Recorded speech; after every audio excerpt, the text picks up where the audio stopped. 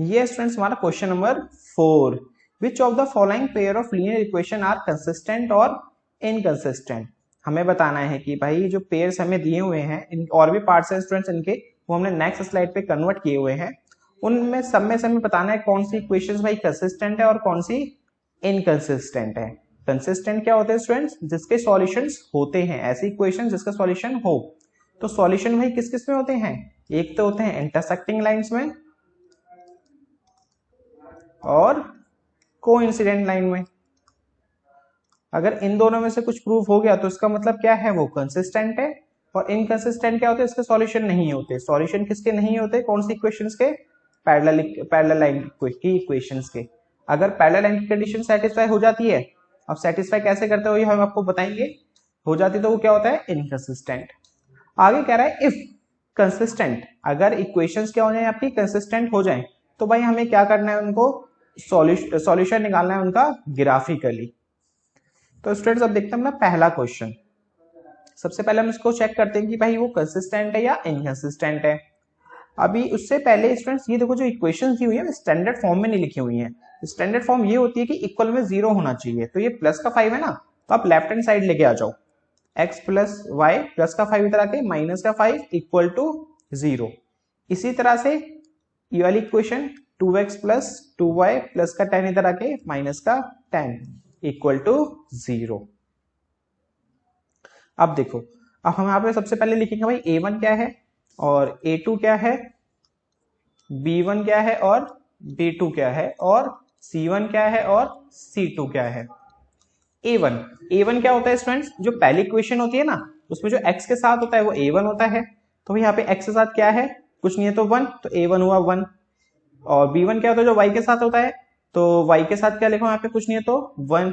c1 क्या होता है? कांस्टेंट टर्म जो है माइनस का 5।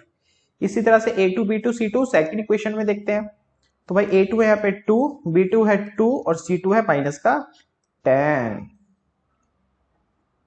अब स्टूडेंट्स कंडीशन चेक करते हैं कि भाई ये है क्या। अगर a1 बाई a2 देखते क्या है, a1 की वैल्यू 1 है, a2 की वैल्यू 2 है, तो ये आ गया 1 बाय 2। अब चेक करते हैं b1 बाई b2। b1 की वैल्यू 1 है, b2 की वैल्यू 2 है, तो ये भी आ गया 1 बाय 2। अब c1 बाय c2 की वैल्यू चेक करते हैं, माइनस का 5 बाय माइनस का 10, माइनस से माइनस कैंसिल, 5 की टेल में 1 बार में और ये 2 बार में, तो ये भी आ गया स्टूडेंट्स 1 बाय 2। तो भाई यहां से हमें ये दिख रहा है कि a1 bye a2, b1 bye b2, c1 bye c2 आपस में सारे के सारे एक दूसरे के क्या है स्टूडेंट्स? इक्वल है। और ये सारे इक्वल होते हैं तो वो कंडीशन होती है कोइंसिडेंट की। कौन सी? कोइंसिडेंस। और ये कोइंसिडेंट है तो इसका मतलब this pair of equation is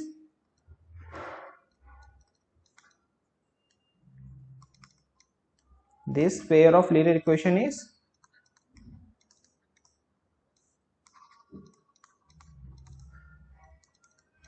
consistent।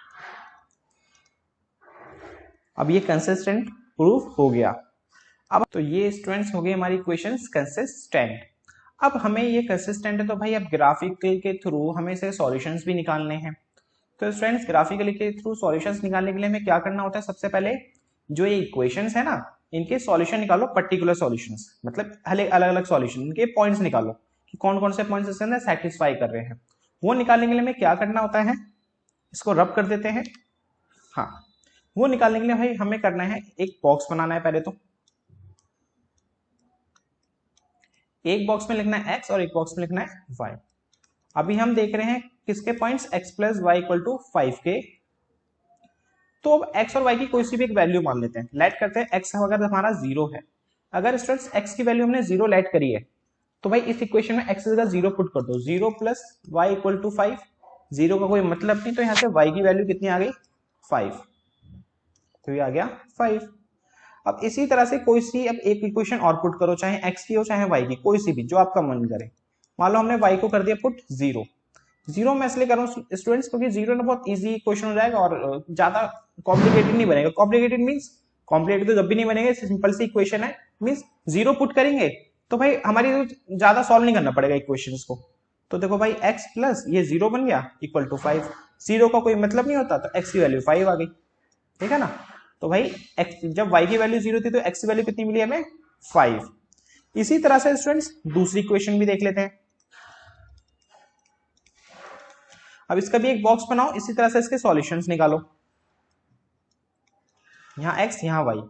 अब भाई हम यहाँ भी लेट करते हैं, मान लो x को हमने 0 लेट करा तो 2 इंटू 0 प्लस में 2y इक्वल टू 10। 2 इंटू 0 0, तो भाई ये तो खत्म। तो 2y इक्वल टू 10, 2 मल्टीप्लाई में y के साथ तो इधर आके डिवाइड, कैंसिल आउट करा इसको तो कितना है स्टूडेंट्स 5। तो भाई x की वैल्यू 0 थी तो y की वैल्यू आई हमारी 5। अब इसी तरह से हम y को 0 लेट कर लेते हैं। अब देखते हैं y 0 तो x की वैल्यू क्या आती है। इक्वेशन में पुट करते हैं y की जगह 0, 2x plus 2 into 0 equal to 10। 2x 2 into 0 0, तो भाई 0 को लिखने की जरूरत है नहीं, तो 2x इक्वल टू 10। x के साथ 2 मल्टीप्लाई में तो भाई इधर आके क्या हो जाएगा राइट हैंड साइड डिवाइड, तो x की वैल्यू आ गई 5। अगर y की वैल्यू 0 तो x की वैल्यू आई 5। अब देखो ये बॉक्स बन गए हमारे।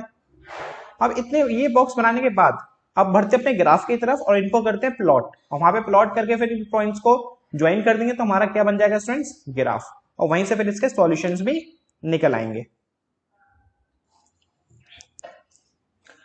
अब स्टूडेंट्स हमने जो बॉक्स बनाए थे उसमें हमारे सॉल्यूशंस आते हैं पर्टिकुलर इक्वेशंस के।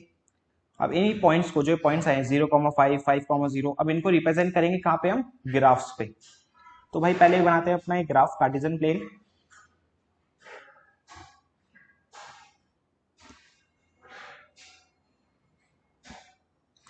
ये हॉरिजॉन्टल लाइन होती है हमारी x एक्सिस और ये होती है y एक्सिस। तो ये y हो गया, ये हो गया y डैश, और ये हो गया स्टूडेंट्स x डैश। 1 2 3 4 5 6, 1 2 3 4 5, 1 2 3 4 5।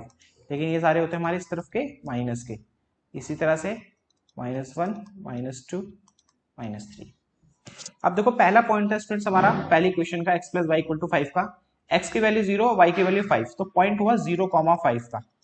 तो भाई x की वैल्यू 0 होती है स्टूडेंट्स y एक्सिस पे और y की वैल्यू 5 का है ये। तो भाई ये वाला पॉइंट हो गया हमारा 0,5 का। इसी तरह से दूसरा पॉइंट है स्टूडेंट्स 5,0। तो भाई 5,0 का पॉइंट जो हमारा होगा y की वैल्यू 0 x की वैल्यू दे रखी है, तो y की वैल्यू जो 0 होती है वो होती है x एक्सिस पे, हमारा x की वैल्यू 5 ये रही। तो ये पॉइंट हो गया हमारा 5,0 का। अब इन दोनों पॉइंट्स को ज्वाइन कर देंगे तो भाई बन जाएगी हमारी इक्वेशन ऑफ लाइन किसकी, इस इक्वेशन की।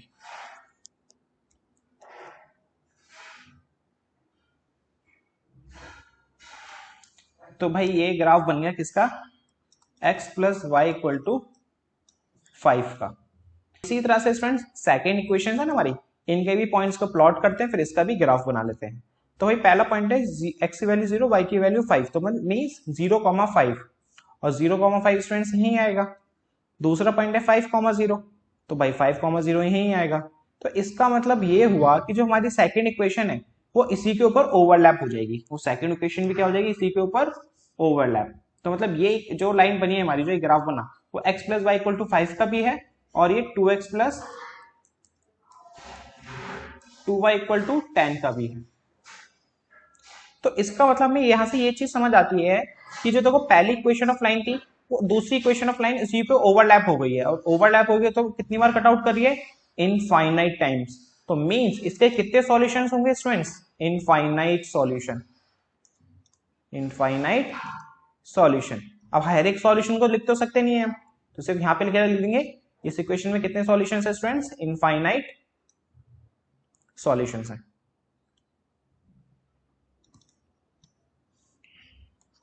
अब ये हो गया हमारा क्वेश्चन नंबर 4 का फर्स्ट पार्ट।